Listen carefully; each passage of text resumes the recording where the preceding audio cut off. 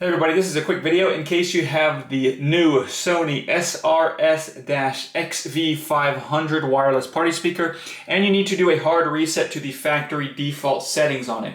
Now, you might want to do this initialization for one of two reasons. The first one is troubleshooting. If this is not working properly, this speaker, if it's not connecting to Bluetooth, if it's not syncing or pairing with your devices, or if it seems to be not responding, anything like that, a hard reset can fix a lot of these issues. Now, you will need to set it up again because everything will be wiped off of it, and that's the second reason you might want to do this. If you just want to set this up on a new phone, on a new device, and you just want to get everything wiped off of it so you can set it up like it's a new device coming out of the box, we can go ahead and do that really easily.